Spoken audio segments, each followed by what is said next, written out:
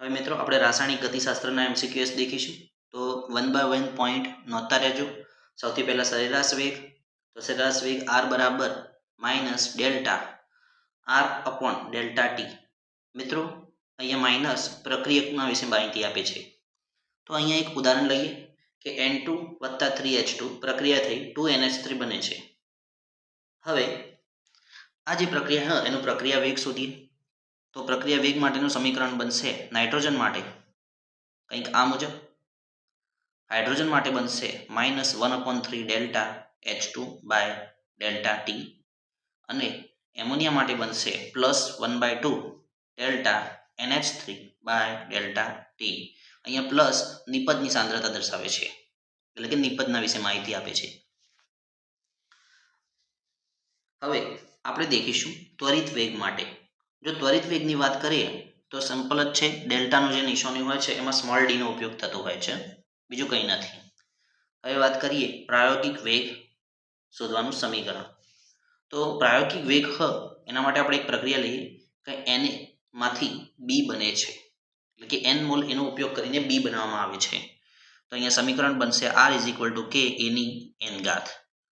અહીંયા ધ્યાન રાખવાવાળી બાબત જે છે એને ઉદાહરણ દ્વારા સમજીશું કે આપણે 2NO વત્તા O2 પ્રક્રિયા કરીએ તો 2NO2 બને છે। તો આના માટે વેગ સમીકરણ બનશે r = k NO2 અને O2 અહીંયા સમજીએ આપણે કે જો H2 વત્તા I2 લેવામાં આવ્યા હોત તો એમાંથી 2HI બને।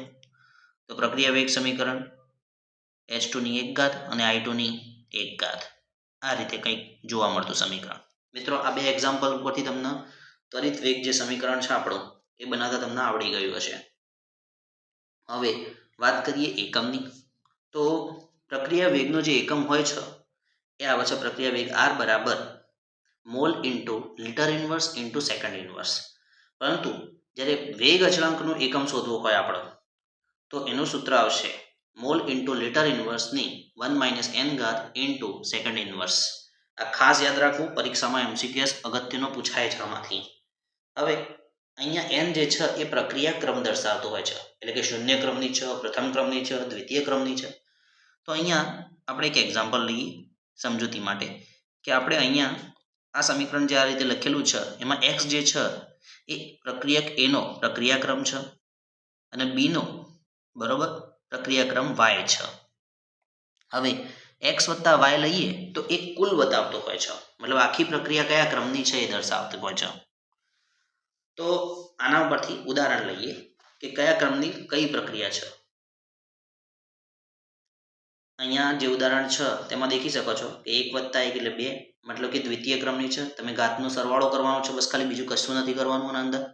a અને a ની 2 ઘાત લઈએ, b ની આપણે સમજી લઈએ કે 4 લઈએ, તો અહીંયા 2 + 4 એટલે 6 થશે, મતલબ છઠ્ઠા ક્રમની પ્રક્રિયા થઈ આ રહી।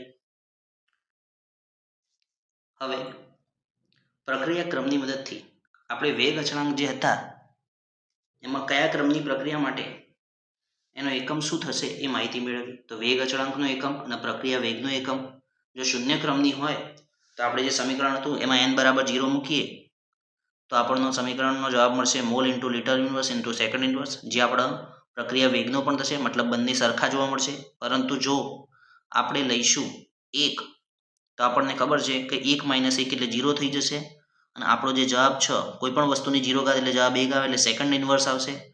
પરંતુ એ જગ્યા પર દેખવા જઈએ પ્રથમ ક્રમની પ્રક્રિયાનો વેગનો એકમ તો એ સેમ ટુ સેમ એવો ને એવો જ રહેશે। દ્વિતીય ક્રમની પ્રક્રિયાનું ઉદાહરણ લઈએ,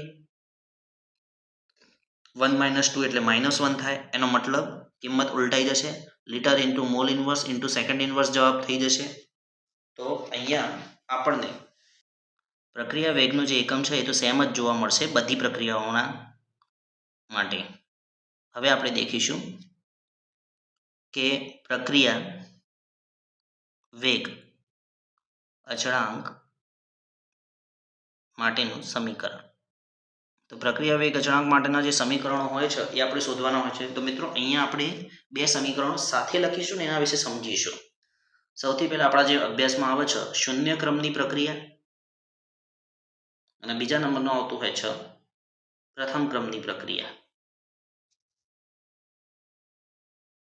હવે શૂન્ય ક્રમની પ્રક્રિયા અને પ્રથમ ક્રમની પ્રક્રિયા અને સમજવા માટે આપણે અહીંયા સમીકરણ લખીશું.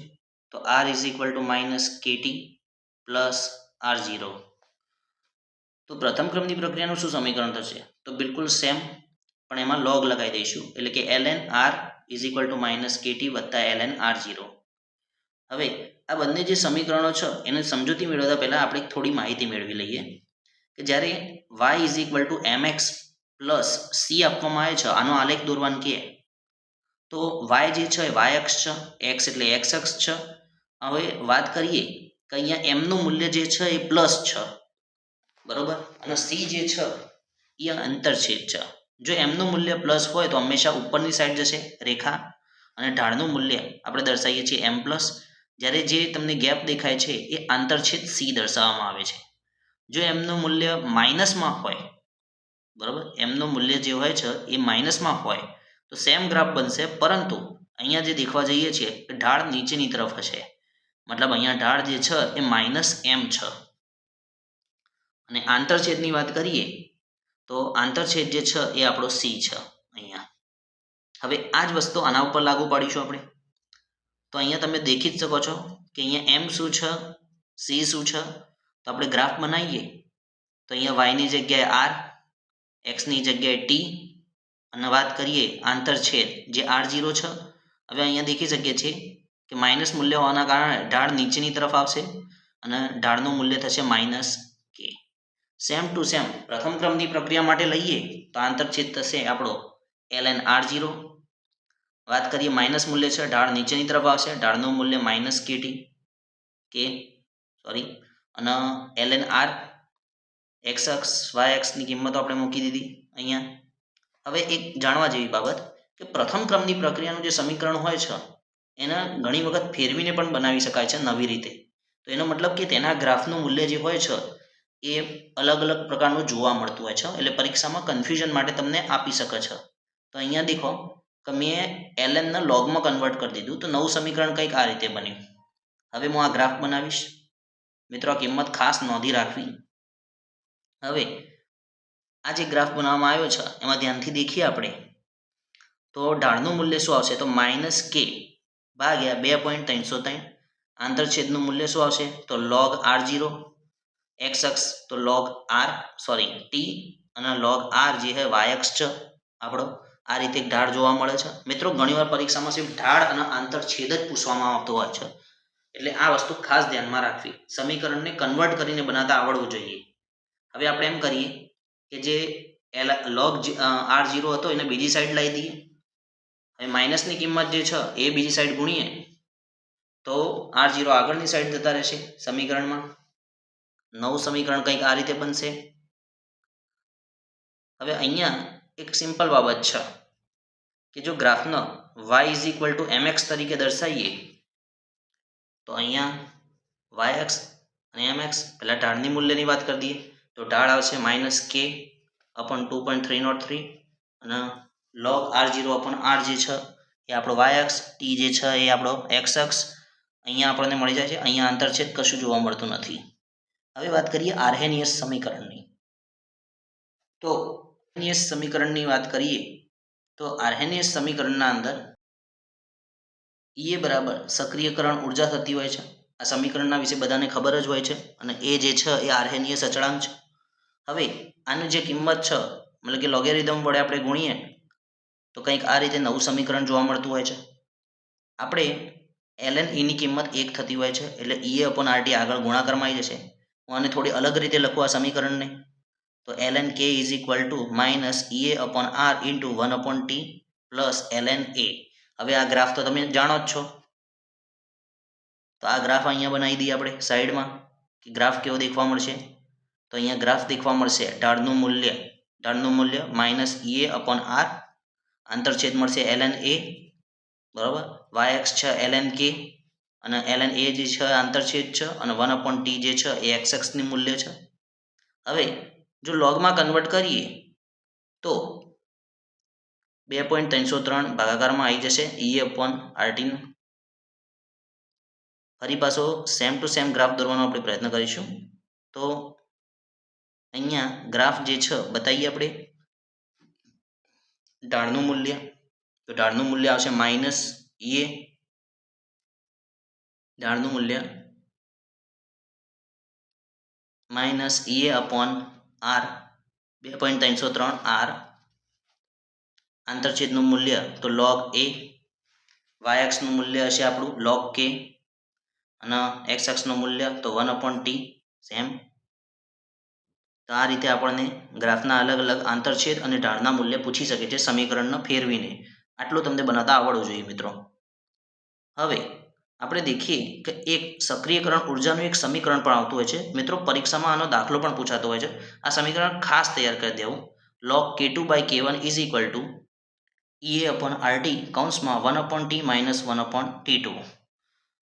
મિત્રો આ સમીકરણ ખાસ યાદ રાખવું, પરીક્ષામાં ઘણીવાર બેઠું પૂછાતું હોય છે. સક્રિયકરણ ઉર્જા શોધવા માટેનું આ સમીકરણ છે. હવે વાત કરીએ તો ઈએ જે છે એ આપણી સક્રિયકરણ ઉર્જા કહેવામાં આવતી હોય છે, મતલબ કે એક્ટિવેશન એનર્જી કોઈ પણ પ્રક્રિયાને ચાલુ કરવા માટે. તો ઘણીવાર પ્રક્રિયાઓમાં ઉદ્દીપકનો જે ઉપયોગ હોય છે એ સક્રિયકરણ ઉર્જાને ઘટાડવા માટે થતો હોય છે, એટલે કે પ્રક્રિયા ઝડપી થાય છે અને ઉર્જા આપણે ઓછી જરૂરિયાત ઊભી થાય છે. હવે વાત કરીએ સંભાવ્યતા. મિત્રો સંભાવ્યતામાંથી સામાન્ય પ્રશ્ન પૂછાઈ શકે છે. હવે આનું જે સૂત્ર છે એ કંઈક આવું છે, વેગ બરાબર p z ab into e−ea upon RT. અહીંયા p z ab જે છે એનું મૂલ્ય આર્હેનિયસ અચળાંક બરાબર હોય છે, જેમાં p જે છે એ યોગ્ય દિક વિન્યાસના સંઘાતનું કહેવાય છે, z ab જે છે એ સંઘાત પામતા અણુઓની અંશ છે. આ બંને શબ્દો ધ્યાનમાં રાખવા. હવે નેક્સ્ટ દેખીએ આપણે, તો નેક્સ્ટ જે છે એના અંદર દહેલી ઉર્જાના વિશે આપણે માહિતી મેળવીશું. તો મિત્રો આના ગ્રાફથી જ સમજી શકાય છે દહેલી ઉર્જા કોને કહેવામાં આવે છે. તો સૌથી પહેલાં તમને બતાવી દઉં, અહીંયા એક મોટો ગ્રાફ દોરીશું આપણે, જેનાથી તમને સમજૂતી સરળ ભાષામાં મળે કે અહીંયા આપણી પાસે પ્રક્રિયક R છે, જેની એનર્જી જે છે આપણે એમ કહીએ કે H1 જેટલી એનર્જી છે, અને એમાંથી આપણને નિપજ બનાવી છે H2. તો આપણને ખબર છે કે પ્રક્રિયક આરમાંથી નિપજ P બનાવવાની છે આપણે, તો કંઈક આ રીતે આપણે ઉર્જાની જરૂરિયાત ઊભી થતી હોય છે. તમે આ જે લાઇનથી જે ગેપ દેખી રહ્યા છો એને એક્ટિવેશન એનર્જી કહેવામાં આવે છે, મતલબ પ્રક્રિયા માટે જરૂરી ઉર્જા. બરોબર. હવે પૂર્વગામી તરફ જવું હોય તો આપણને ઈ ફોરવર્ડ જેટલી રિએક્શનની એનર્જી જરૂરત પડે છે, પરંતુ સમજી લો કે ફરી પાછું નિપજમાંથી આપણે પ્રક્રિયક બનાવવા હોય તો ઈ બેકવર્ડ જેટલી એનર્જીની જરૂરત પડે છે.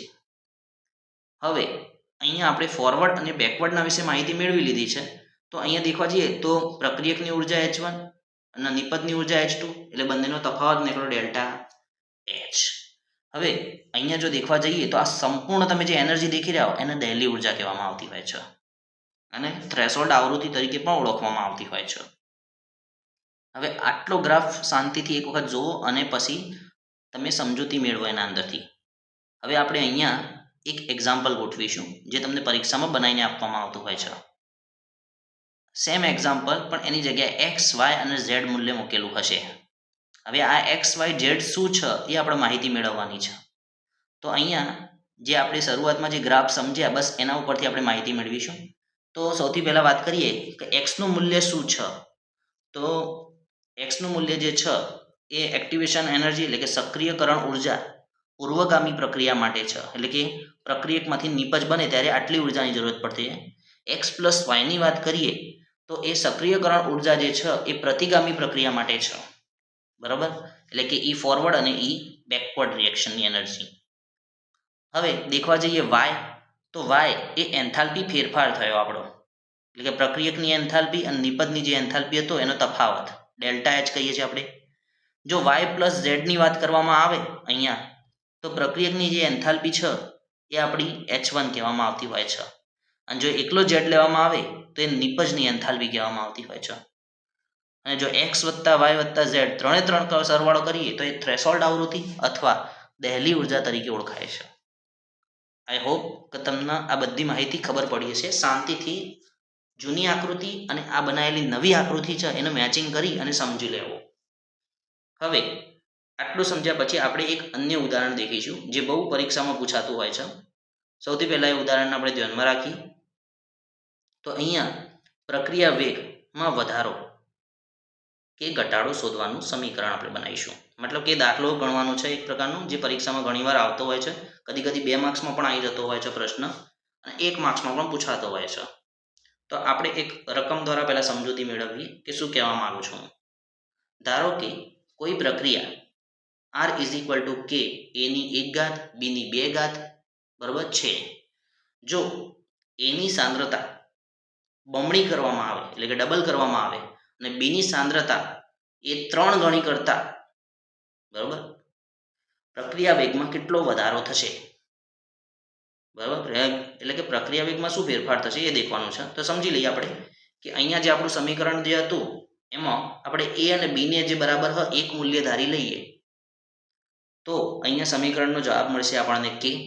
પરંતુ હવે આપણે એમ કરીએ કે A ની સાંદ્રતા ડબલ કરીએ અને B ની સાંદ્રતા 3 ગણી કરીએ તો A = 1, B = 1, તો અંદર આ રીતે જોવા મળશે. હવે આપણને ખબર છે 2 ની 1 ઘાત એટલે 2 થાય, 3 ની 2 ઘાત એટલે 9 થાય, 9 × 2 એટલે 18 K. એનો મતલબ કે ફેરફાર કેટલો થયો તો 18 ગણો થયો છે. એનો મતલબ કે આ પ્રક્રિયા જે છે 18 ગણી સ્પીડમાં થશે. એક બીજું એક્ઝામ્પલ લઈને પણ આપણે દેખીએ. ફોર એક્ઝામ્પલ કે એના સંદર્ભમાં પ્રક્રિયા જે છે એ દ્વિતીય ક્રમની છે અને બીના સંદર્ભમાં બરાબર બીના સંદર્ભમાં અડધા ક્રમની છે પ્રક્રિયા, તો એની સાંદ્રતા બમણી કરતા અને બીની સાંદ્રતા 4 ગણી કરતા બરાબર પ્રક્રિયા વેગમાં શું ફેરફાર જોવા મળે છે, બરાબર. એટલે કે પ્રક્રિયા વેગમાં શું વધારો થશે કે ઘટાડો થશે એના વિશે આપણે માહિતી આપીશું. સૌથી પહેલાં સાદું સમીકરણ આપણે જે બનાવી દઈએ, એની સંદર્ભમાં 2 ની અને બીના સંદર્ભમાં 1/2 ની છે. આપણને ખબર છે કે A અને B નું જે મૂલ્ય છે એ એક જ લઈએ છીએ એટલે આપણને K છેલ્લે જવાબ મળશે. હવે આપણે બસ ખાલી સાંદ્રતાઓ અંદર મૂકી દઈએ. A = 1, B = 1 એટલે 2 ની 2 ઘાત અને 4 ની 1/2 ઘાત, એટલે 4 નું વર્ગમૂળ થશે 2, 4 નું વર્ગમૂળ 2 થઈ ગયું, 4 × 2 = 8, એટલે કે આપણો જે ક્રમ છે 8 ગણી થઈ જશે પ્રક્રિયાનો વેગ.